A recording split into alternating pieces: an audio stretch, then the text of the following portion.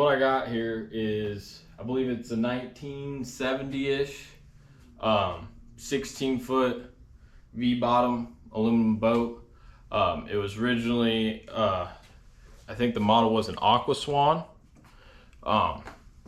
So that's where I got the name, the Ugly Duckling. That's what I'm gonna call it. From here on out, I think that's a good fitting name for it. She ain't the prettiest thing in the world, but she'll get the job done. I'll show you guys some pictures of beforehand back in the fall where me and my buddy Willie, we ended up doing the deck framing.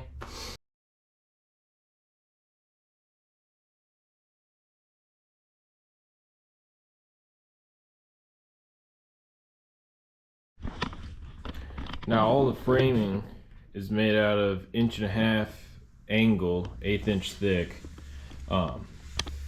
I ended up going and buying a spool gun from Harbor Freight that attaches to my welder. I got a titanium welder. The spool gun works alright. I haven't quite gotten the settings dialed in. As you can see, my welds are pretty rough, but they'll hold. I mean, it's nothing too crazy. But yeah, me and my buddy kind of just measured out what we thought we needed and framed it up. I mean, I can stand on pretty much any part of this frame and it does not move. It's pretty rock solid. And the great thing is, none of it is hard mounted or welded to the boat. So if I do need to make repairs or something, I can pull the whole deck off. If anything crazy happens or something breaks, I can pull it all back apart and repair it with very little work. I don't have to grind and cut. I gotta drill a couple of rivets out here and there, and pretty much everything just comes out. I wish I had pictures originally of how the original owner had a steering wheel set up and forward controls. I mean, it was jimmy rigged from the get-go. It had cables and pulleys to the steering wheel. They're all loose. You couldn't steer this thing if you really wanted to. So I just ripped all that out. I didn't really want that stuff in the middle. I feel like it takes up too much room. Because then you gotta walk around it. My bass boat had it. Wasn't the biggest fan. I could never get comfortable sitting like that. I like where my feet can extend out and kind of get comfortable. Plus the tiller handle just makes life so much easier. You can move the handle out of your way and not have to worry about it if you're standing on the back. It's just overall simpler, and I like to keep stuff simple. Like you'll see when we do the wiring in this thing, it will be the most simplest, easiest thing to install, fix, diagnose. I mean, I'm gonna have plugs on everything where you can unplug it, work on it. If anything was to happen, I mean, I could probably fix it in a couple of minutes. The biggest thing I'm going for is just utility. That's why I left all of this space open. That way I could put a cooler. I think what I'm gonna end up doing, I'm not gonna put a live well on this boat, but I think I'm gonna end up making a live well cooler that I can put on and take off depending on what I'm doing. That way it's just simpler. I'll have a plug where I can plug it into my batteries, flip it on, it'll run, I'll be all set. As you can see, I still have the brackets from that third seat. I was thinking about using them for some kind of support down to the deck to kind of help support the walls. A couple weeks ago, I painted the side of the boat. I'm doing a gray outside or top side, and did a gator glide black on the bottom. I'm hoping that gator glide really helps with the speed on the boat. And plus I don't have to worry about scratching it up. I mean, that shit's like rock hard. My main goal here is to kind of just build an overall do anything I want boat. I can go hunting in it, I can go fishing in it, I can go joyriding, hanging out with the guys, you know. That's why I'm not really gonna go too hard on the bass boat. I don't need all the screens and buttons and stuff. I am gonna have a fish finder, just a nitty bitty one. That way I know my depth, the temp, that kind of stuff. The boat came with a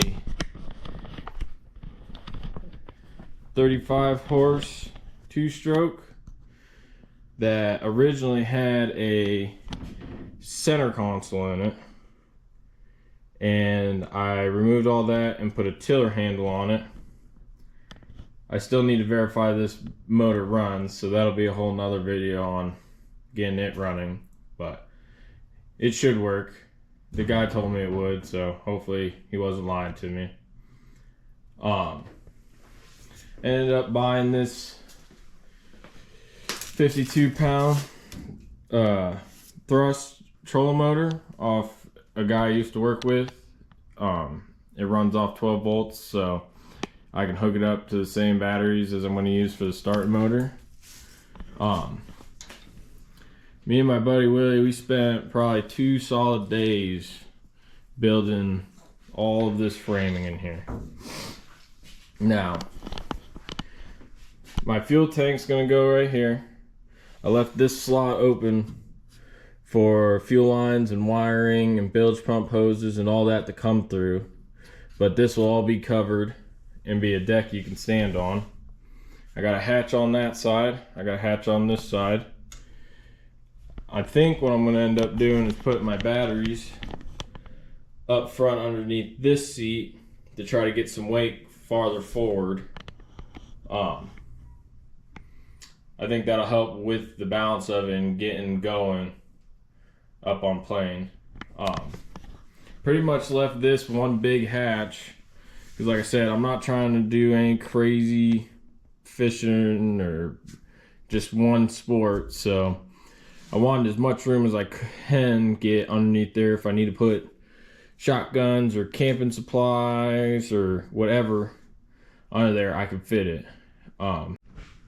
Now, with the batteries being underneath this seat, originally I thought I could mount them and pull them out this way, but I think once I get the mounts in here, it's going to be a hard time wiggling the batteries out.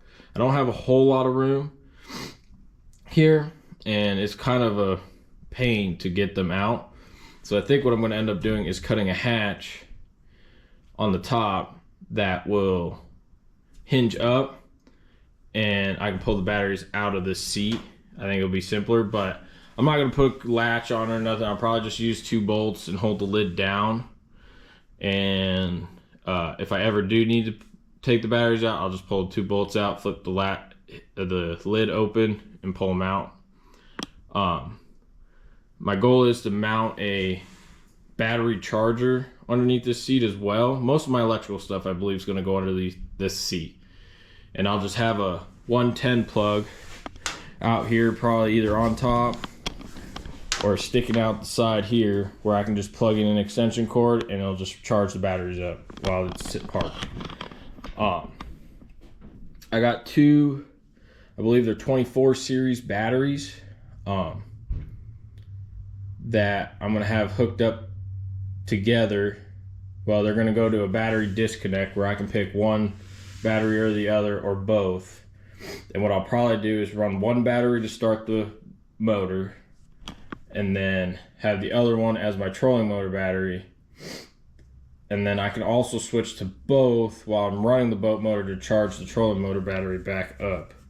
I'm not the biggest fan of this style of battery disconnect, just for how big and bulky this is, but it's about the only disconnect I could find that I could do 1, 2, or both.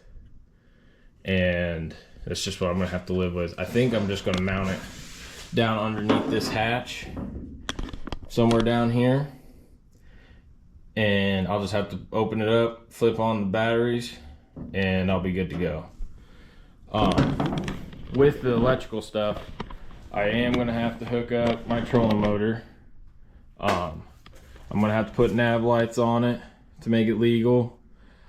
I have a bunch of LED pods, which I think I'm gonna put at least one up front to help if I'm fishing at night or out late, just to see in front of myself. I am gonna put probably some lights underneath the top rail. Maybe some red or white lights to shine down on the deck, so if we're fishing at night, we're not tripping over everything. I will have to put a nav light up on the back to cover that. I've even thought about putting lights down in these hatches, but I do think if I have the lights on this rail, it'll kind of shine in on it. So I don't think I'll need them, but I can always add them in the future. I'm gonna be running just a cheap Amazon fuse box to some rocker switches. And I believe I'm gonna set them underneath this seat where I can just reach down and flip them on if I need to. I am gonna also mount a bilge pump back here with a hose that just comes up and over the transom. I've seen other guys do that. I like that better than drilling a hole in the side of the boat for it to pump out the side. I don't really like drilling holes in boats. I mean, I had to go through and weld up a bunch on the sides. I mean, someone just took a drill bit and went crazy. So that was annoying. But I got all of them filled in before I painted the outside of the boat. When it's all said and done, the inside will be painted gray, just like the outside, to match. And then I'm gonna use that like foam carpet. I think I'm just gonna go with like a gray and white, maybe a gray and black, whatever I think is gonna look the best to help. I had carpet on my bass boat, and it always seemed fishing hooks get caught in it. It gets nasty. It's a pain to clean. All the foam I've seen guys use is really nice and clean and easy to wash and keep clean. So that's my hope. We got a little bit to go before we get there. I pretty much have all the framing done. So one video will make templates for all the decking, and we'll get some aluminum sheeting, and I'm just gonna rivet it down to all this framing. That way, if I ever have to go back and replace something, I just drill rivets out, pull the sheet up, repair it, put it back on. Now, to give you some background, I've had other John boats in the past. I haven't had the best luck with boats in general. It was a lot of learning experiences. I believe the first one I bought was a 12-foot V-bottom aluminum John boat. I ended up buying it. The guy said he had the title. He was going to send it to me. Never got the title, which made it a little bit harder. I didn't really do much with it because I couldn't register. I couldn't get legal. I ended up selling it to a guy that had a pond on his property. He was just going to use it there. And I think I broke even on it. So no harm, no foul there. I also bought a 10-foot flat bottom. Found out that was way too small for me. It was super unstable, and I wouldn't dare put another person on the boat with me. So I ended up selling that one too. and getting rid of it. And then I bought my fiberglass bass boat off one of my good buddies. He wasn't really using it a whole lot, and he just needed the money to needed money to live, so I bought it off of him. I used it for maybe a year or so, had engine problems. I'll put a picture up of it, I'm sure I got one. And plus, I have a half-ton pickup that I plan on hauling with, and all the decking was redone with 2x4s, and this boat was heavy. My half-ton truck would pull it, but it did not like it. It also made it hard just putting it in the water and handling it on my own. That's why I kind of went back to aluminum boats. They're easy. I don't have to worry about banging them up, messing up the fiberglass. I don't really like doing fiberglass repairs, so I kind of went back to aluminum. I ended up also having a 12-foot V-bottom after that bass boat. Almost wish I didn't sell that one. It was a pretty solid boat. I'm pretty sure I have pictures. I made a plywood deck for it. Just a little boat to putt around on lakes and ponds with. Took my girlfriend out on it a couple times. We went fishing, but we ended up moving and didn't really have the room for it, so I ended up selling it. But when we moved, I found this one and I bought it because it came with a motor, it comes with a trailer, everything had titles, everything's legal. And I just said, you know what, I'm just gonna redo it and do it how I want. I don't know if I'll ever get rid of this boat once I get it done. I'm sure I'll have it on Facebook for sale, and just see what people offer me, because if I can make some money on it and upgrade, why not? The next video we're going to do on this is going to be doing the lids for the batteries, so I can get those, the battery mounts, get all that located, and then we're going to start doing all the wiring before I deck the boat. There shouldn't be that much wiring. It'll just be a matter of locating, putting fuse boxes where they need to go, getting wiring ran. I believe I'm going to run all my wiring down the center of the boat through some PVC pipe to get it up off the ground. If there ever does get water in the bottom, it's not sitting in it. And then we'll start working on getting stuff mounted. I'm hoping the next video we can get all the electrical done, which I gotta order parts for. Get all the electrical done.